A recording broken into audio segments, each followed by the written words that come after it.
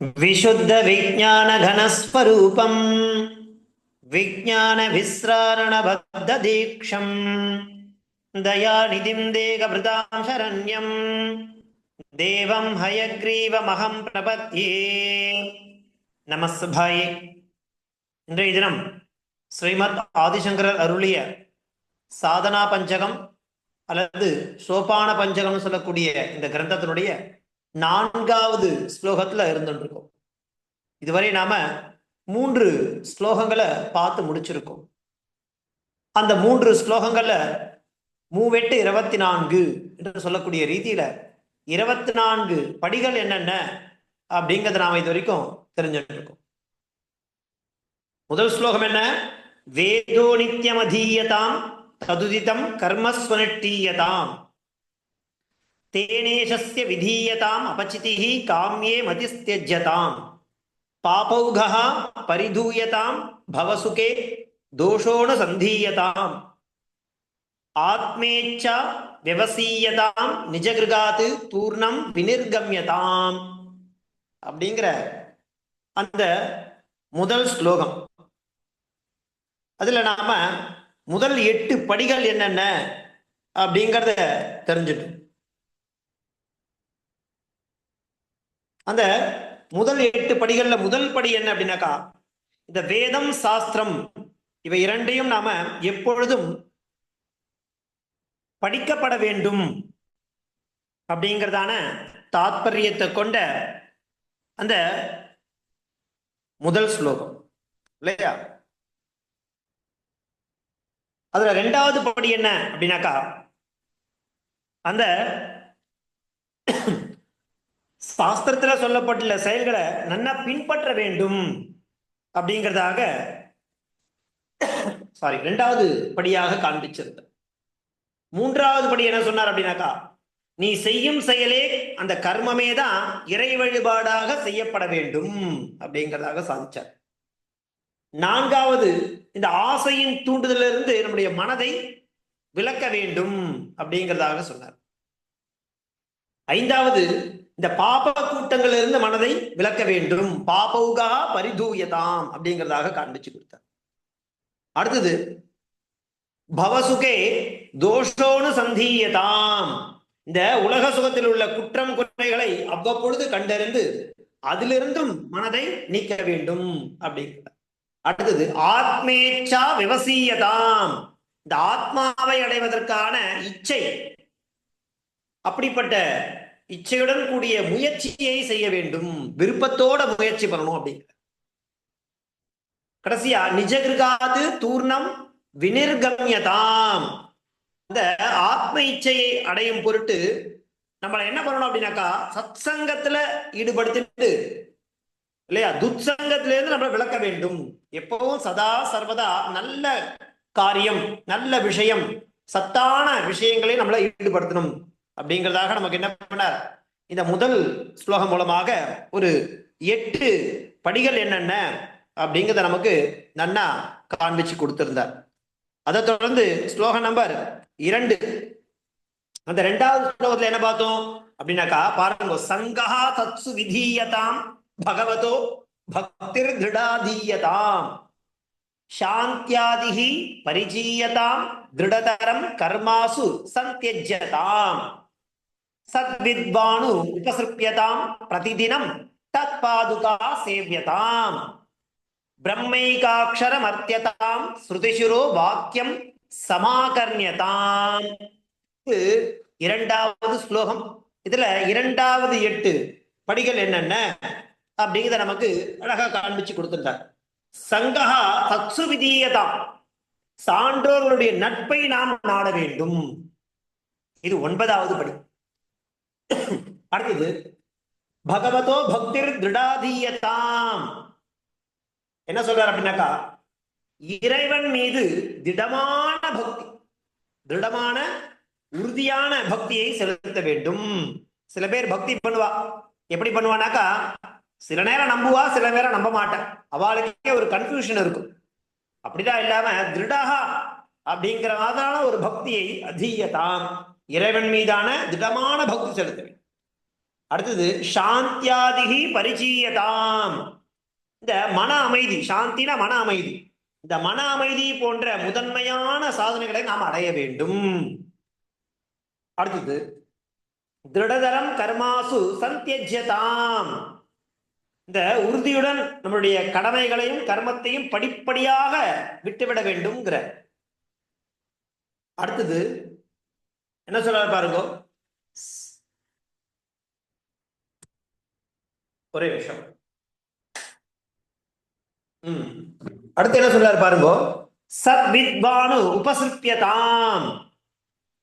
என்ன சொல்றாருனாக்கா, இந்த முறையாக வேதம் கற்ற அல்லது சாஸ்திரம் அறிந்த ஒரு பிரம்மனிஷ்டரான குருவை நாம் அவளை தெரிஞ்சுக்கணும். யார் அந்த குரு அப்படிங்கிறத தெரிஞ்சுட்டு அந்த குருவை நாடி அடையவே. குரு நம்மளை தேடி வரமாட்டான், நாம தான் குருவை தேடி போகணும்.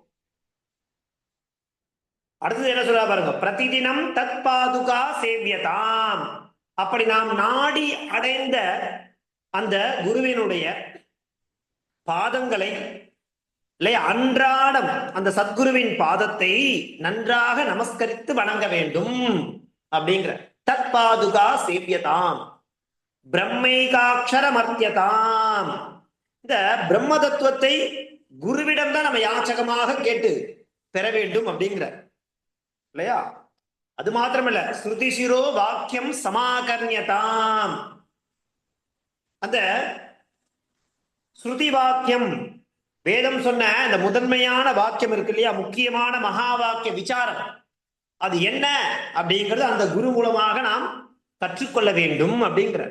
இது இப்படியாக இரண்டாம் 8 படிகளை இந்த இரண்டாவது ஸ்லோகம் மூலமா நமக்கு அழகா காண்பிச்சார்.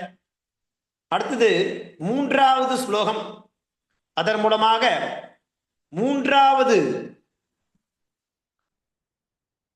படி, 3வது 8 படிகள் கொண்ட ஸ்லோகமானது பாருங்க. வாக்கியார்த்தியஸ்ச விசாரியதாம் ஸ்ருதிசிரஹ பக்ஷஸ் சமாஸ்ரீயதாம். இல்லையா. அடுத்தது துஸ்தர்காத்து சுவிரம்யதாம். துஸ்தர்காத்சு விரம்யதாம் ஸ்ருதிமதா தர்க்கோனு சந்தீயதாம் பிரம்மாஸ்மீதி விபாவ்யதாம் அகரஹர் கர்வஹ பரித்யஜ்யதாம் தேஹேகம் அதிருஜ்யதாம் புதஜனைஹி வாதஹ பரித்யஜ்யதாம். இங்க ஒரு 8 படிகள். இது 3வது 8 படியை நமக்கு இங்க இந்த 3வது ஸ்லோகம் மூலமா காண்பிச்சு தரப்போற.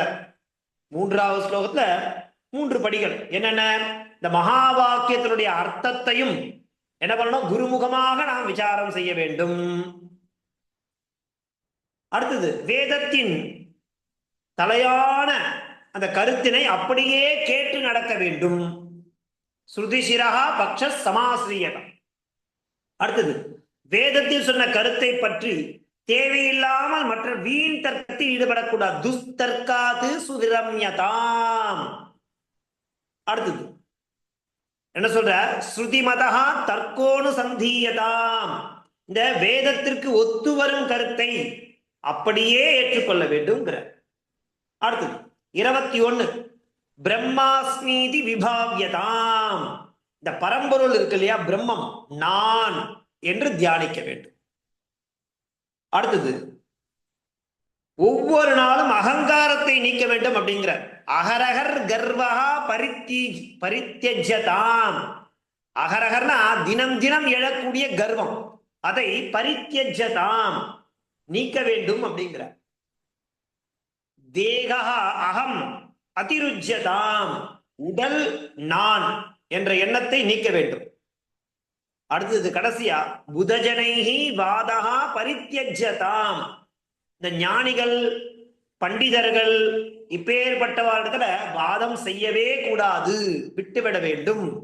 இப்படியாக நமக்கு 3 ஸ்லோகங்கள் மூலமாக 24 சொல்லக்கூடிய 24 படிகள் என்னென்ன அப்படிங்கிற வரைக்கும் நாம பார்த்து தெரிஞ்சிட்டோம் போன வகுப்பு வரைக்கும்.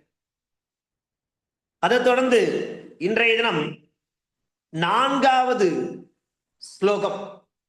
அந்த 4வது ஸ்லோகத்தில் சொல்லப்பட்ட 8 படிகள் என்னென்ன அப்படிங்கிறத நாம இன்றைய தினம் தெரிஞ்சுக்குவோம். என்னென்ன படிகள் அது அப்படின்னாக்கா பாருங்கோ, இது 4வது ஸ்லோகம். க்ஷுவ்யாதிஷ்ச சிகித்ஸ்யதாம் பிரதிதினம் பிக்ஷௌஷதம் புஜ்யதாம் ஸ்வாத்வன்னம் நது யாஜ்யதாம் விதிவசாத் பிராப்தேன சந்துஷ்யதாம் சீதோஷ்ணாதி விஷஹ்யதாம் நது விருதா வாக்யம் சமுச்சார்யதாம் ஔதாசீன்யம் அபிப்ஸ்யதாம் ஜனகிருபா நைஷ்டுர்யம் உத்ஸ்ருஜ்யதாம் க்ஷுவ்யாதிஷ்ச சிகித்ஸ்யதாம் பிரதிதினம் பிக்ஷௌஷதம் புஜ்யதாம் ஸ்வாத்வன்னம் நது யாச்யதாம் விதிவசாத் பிராப்தேன சந்துஷ்யதாம் சீதோஷ்ணாதி விஷஹ்யதாம் நது விருத்தா வாக்யம் சமுச்சார்யதாம் ஔதாசீன்யம் அபிப்ஸ்யதாம் ஜனகிருபா நைஷ்டுர் உத்ஸ்ருஜ்யதாம் அப்படிங்கிறது 4வது ஸ்லோகம். அதாவது 4வது சோபானம், 4வது படி. இதுலயும் 8 படிகள் என்னென்ன அப்படிங்கிறத நமக்கு இன்றைய தினம் நாம தெரிஞ்சுக்கணும். முதல் படி என்ன? க்ஷுவ்யாதிஷ்ச சிகித்ஸ்யதாம்.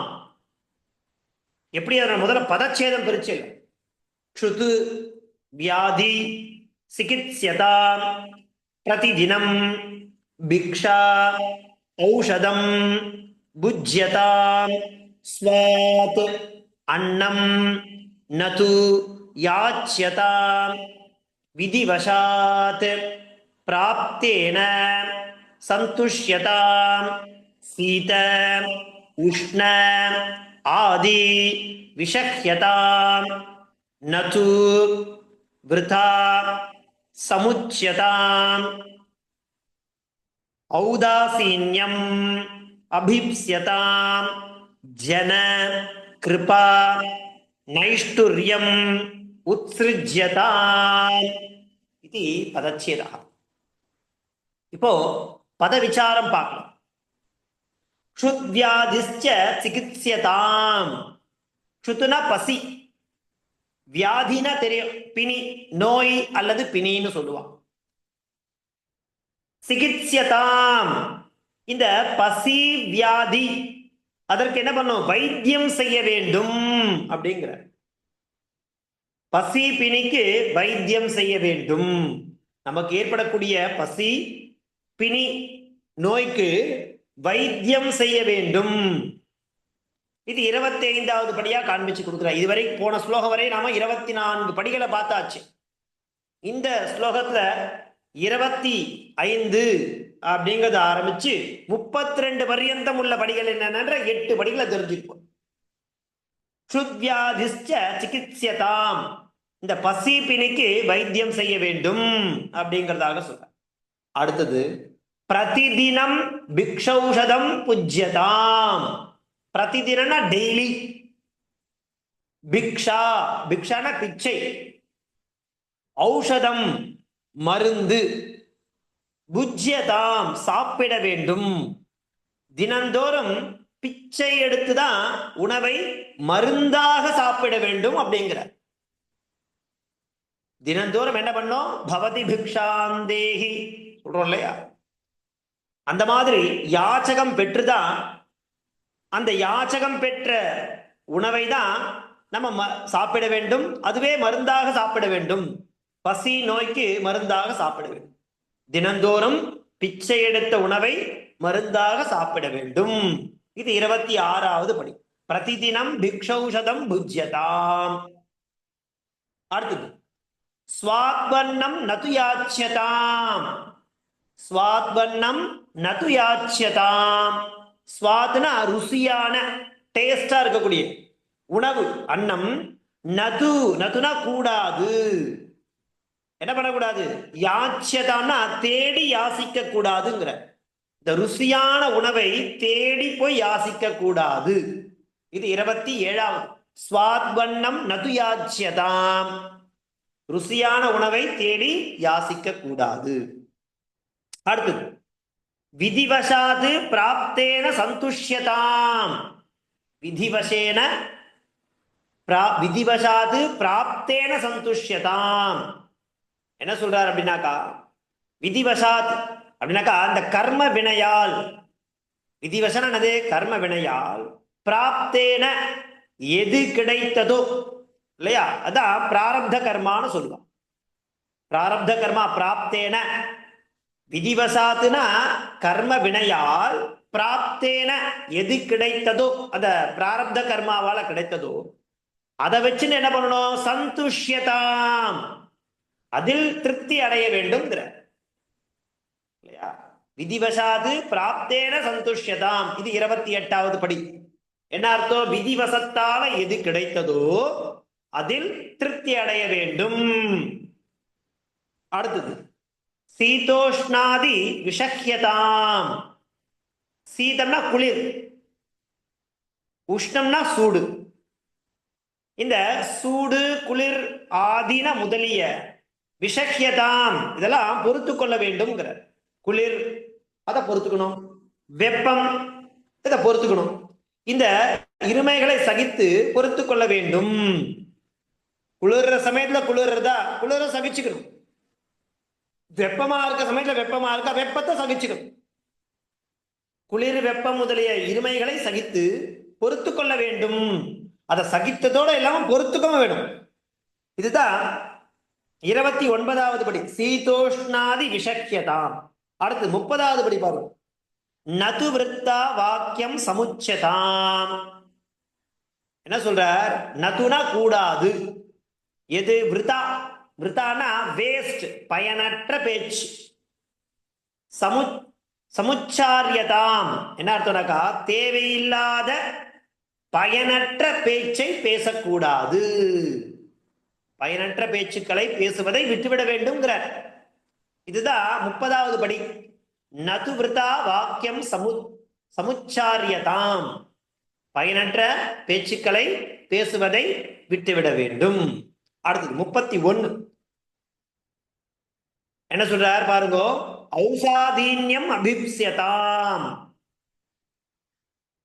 ஔசாதீன்யம் என்னது? நடுநிலை இல்லையா, அதுல அபிப்ஸ்யதாம் நிற்க வேண்டும். எப்பவுமே நடுநிலையில தவறாமல் நிற்கணும் இல்லையா, நடுநிலையில் தவறாமல் நிற்க வேண்டும். ஔதாசீன்யம் அபிப்ஸ்யதாம், நடுநிலையில தவறாமல் நிற்க வேண்டும். 32 என்ன சொல்றாரு பாருங்க. ஜனகிருபா நைட்டுர் உத்ஸ்ருஜ்யதாம். என்ன அர்த்தம்னாக்கா, இப்போ வெளி மக்களுடைய அன்புக்கு அடிமையாகவும் அல்லது வெறுப்பினால் துவேஷமாகவும் இல்லாமல் இருக்க வேண்டும். எப்பவுமே வெளி மக்கள் இருக்கா இல்லையா, அந்த வெளி மக்களுடைய அன்புக்கு, ஜனான மக்கள், கிருபான கருணை, நைஷ்டுரின வெறுப்பு, உத்ஸ்ருஜ்யதாம் அதாவது விருப்பு வெறுப்பு இல்லாமல் இருக்கணும். வெளி மனுஷாலிடத்துல விருப்பு வெறுப்பு இல்லாம இருக்கணும். வெளிமக்களின் அன்புக்கு அடிமையாகவும் வெறுப்பினால் துவேஷமாகவும் இல்லாமல் இருக்க வேண்டும். இப்படியாக ஒரு 8 படிக்கட்டுகளை இந்த ஸ்லோகம் மூலமா காண்பிச்சு கொடுக்கிறார். சிகித்ஸ்யதாம் பிரதிதினம் பிக்ஷௌஷதம் புஜ்யதாம் ஸ்வாத்வன்னம் நது யாச்யதாம் விதிவசாது பிராப்தேன சந்துஷ்யதாம் சீதோஷ்ணாதி விஷக்யதாம் நது விருதா வாக்கியம் சமுச்சாரியதாம் ஔசாதீன்யம் ஔதாசீன்யம் அபிப்ஸ்யதாம் ஜனகிருபா நைஷ்டுர்யம் உத்ஸ்ருஜ்யதாம்.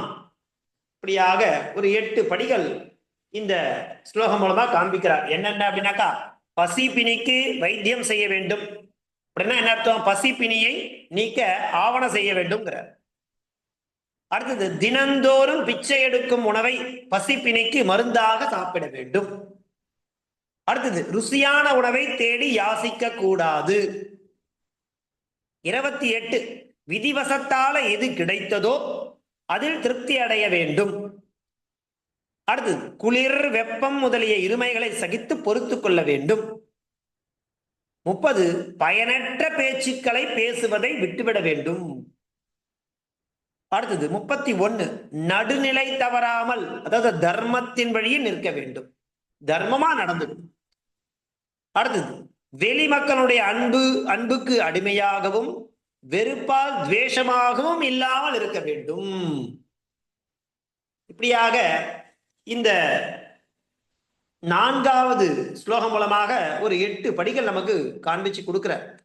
இந்த பசிக்கு உணவு அளிக்க வேண்டும், தன் பசியும், அதாவது நம்ம பசியை மாத்திரம் போக்கிண்டா போராது, பிரத்யாருடைய பசியும் போக்கணுங்கிறாரு. அதையும் நம்ம புரிஞ்சுக்கணும்.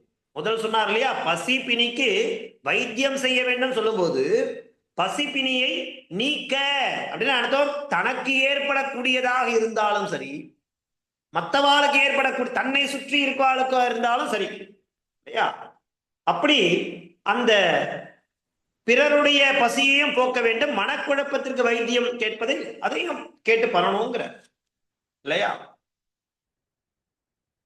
இப்படி இந்த ஸ்லோகம் மூலமா நமக்கு 8 படிகள் என்னென்ன அப்படிங்கிறதாக நமக்கு அழகா காண்பிச்சு கொடுத்தார் இந்த ஸ்லோகம் மூலமா.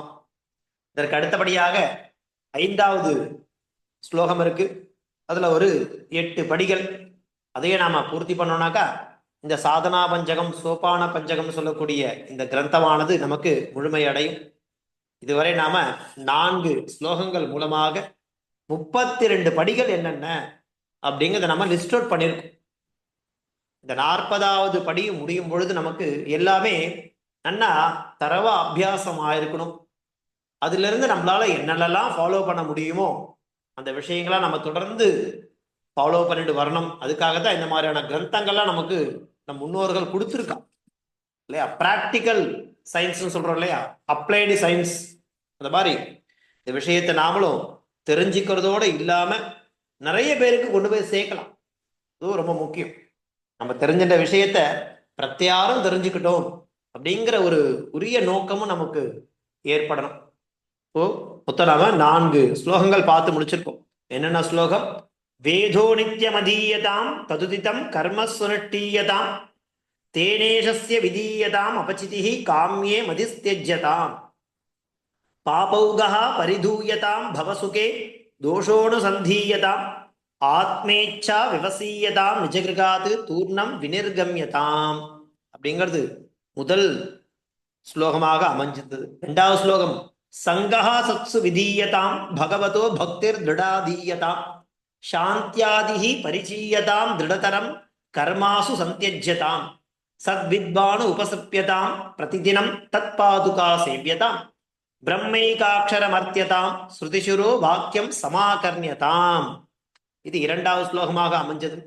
3வது ஸ்லோகம் என்ன? வாக்கியார்த்தஸ்ச விசாரியதாம் ஸ்ருதிசிரஹ பக்ஷஸ் சமாஸ்ரீயதாம் துஸ்தர்க்காது சுவிரம்யதாம் ஸ்ருதிமதஸ் தர்க்கோணு சந்தீயதாம் பிரம்மாஸ்மீதி விபாவ்யதாம் அகரஹர் கர்வ பரித்யஜ்யதாம் தேகேகம் அதிருஜ்யதாம் புதஜனைஹி வாத பரித்யஜ்யதாம் அப்படிங்கிறது 3வது ஸ்லோகம். 4வது ஸ்லோகம் என்ன? க்ஷுவ்யாதிஸ்ச சிகித்ஸ்யதாம் பிரதிதினம் விக்ஷௌஷதம் புஜ்யதாம் ஸ்வாத்வன்னம் நது யாச்யதாம் விதிவசாத் பிராப்தேன சந்துஷ்யதாம் சீதோஷ்ணாதி விஷக்யதாம் நது விருதா வாக்கியம் சமுச்சாரியதாம் ஔதாசீன்யம் அபிப்ஸ்யதாம் ஜனகிருபா நைஷ்டுர்மிய உத்ஸ்ருஜ்யதாம். அப்படியாக 4 ஸ்லோகங்களை இதுவரை நாம பூர்த்தி பண்ணியிருக்கோம். அடுத்த வகுப்போட 5வது ஸ்லோகத்தை நம்ம பார்த்துட்டோம்னாக்கா இந்த சாதனா பஞ்சகம்னு சொல்லக்கூடிய கிரந்தமானது பூர்த்தி ஆயிடும். அதன் பிறகு என்ன கிரந்தம் வாசிக்கிறது அப்படிங்கிறத நாம டிஸ்கஸ் பண்ணிட்டு நம்மளுக்கு தகவல் சொல்லுவோம். தாசம். தன்யவாதாக.